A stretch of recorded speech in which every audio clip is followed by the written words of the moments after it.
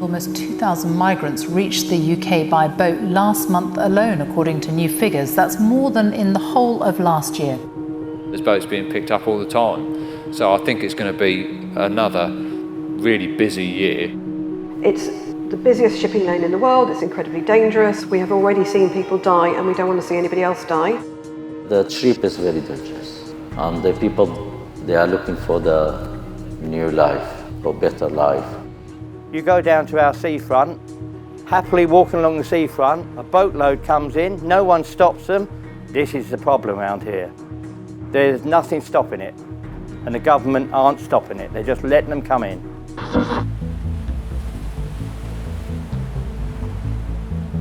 Tragic for those who are coming across in rubber dinghies or children's paddling pools, cheated by gangs.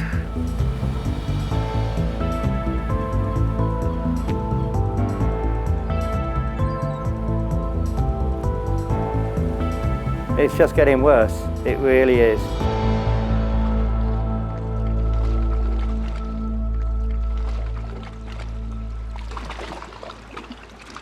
I first went out on a boat with my dad on his boat, about 8. My dad's done it for over 50 years and my granddad's done it, and his dad, he was a commercial fisherman.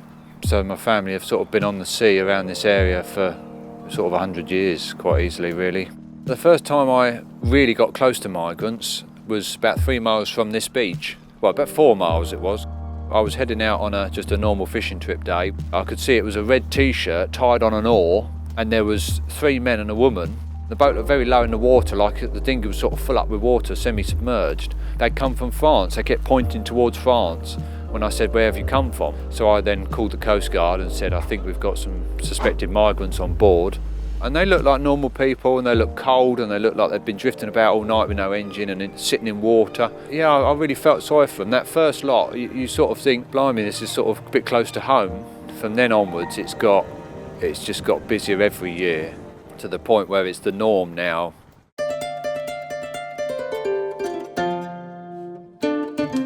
This sky, it doesn't resemble my sky. This moon, it doesn't look like my moon. Those stars, they don't look similar to my star. The star over there, bright in the soul of kindness. The first I saw I must have been about 4 years ago, and I saw a few on the beach and I didn't know where they'd come from. But the last 2 years, it's been like an invasion in the summer. One day last year, I was swimming at 9 o'clock in the morning, and then there were 16 inflatables between where I swim and Kingsdown, which is 1.5 miles away. 16 came ashore, and I think that day there was something like over 200 immigrants on there.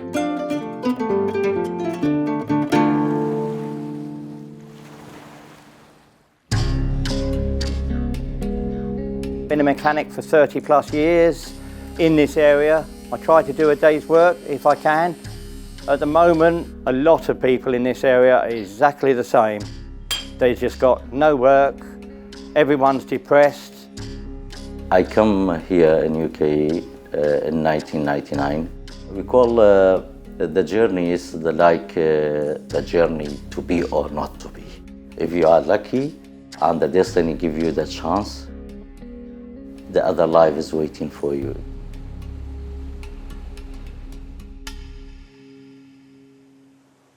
After the midnight and in the early morning, we arrived in the small town called Gough. It was like a happiness.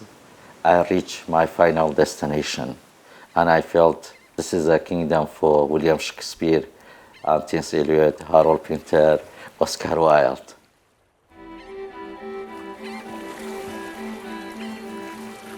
I know one day last summer there was the Dungeness lifeboat, the Walmer lifeboat, Littlestone lifeboat, Dover lifeboat, all 4 of the Border Force boats, 2 of the cutters, 2 planes and a helicopter, all out. And I think that was a day when about 50 odd boats come over, all out rescuing people. It's going to cost, it's over £1 million a day, isn't it? I mean, just a helicopter for 10 hours, that's £80,000. Who spends all that money on all this equipment and they still let them keep coming in, coming in, coming in? I got no arguments with some of them coming in if there's a reason.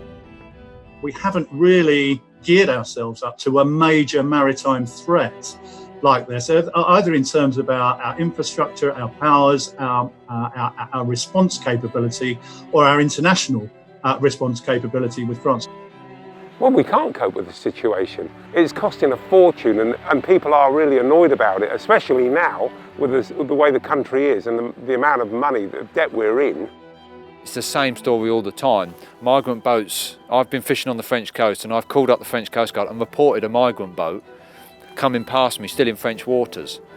And the French have not sent out any assets at all to come and deal with that boat, do anything about it.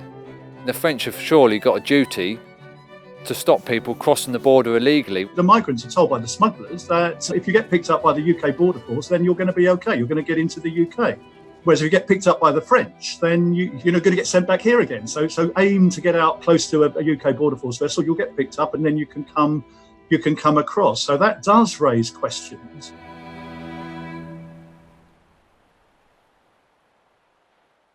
We've got all of this money being spent to no effect on our doorstep when what we need is investment in the local economy. I live in a ward which is in the top 10 most deprived in the UK, not just in Kent, but in the UK.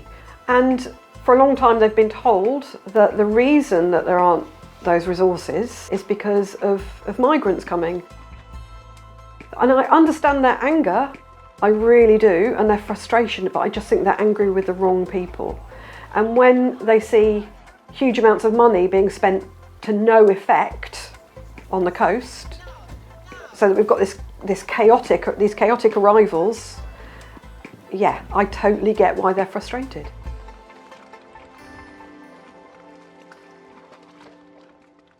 We have already seen people die and we don't want to see anybody else die. We would be asking for a facility to be opened in France where people can submit their paperwork, submit their claims, and then you would give them a ferry ticket and they could come across. This whole operation is costing a colossal amount of money each day, and it's got to come to a point where you sort of think, well, would it not be cheaper just to go over there and say, well, look, if we're going to take some immigration sort of thing, would it not be better just to pay for a ferry ticket for them to come across, and then you're taking out all that risk? It would be much better, because as a country we would know exactly who was arriving, when they're arriving. We wouldn't have to spend huge amounts of money patrolling the channel, and it would stop the traffickers' trade overnight.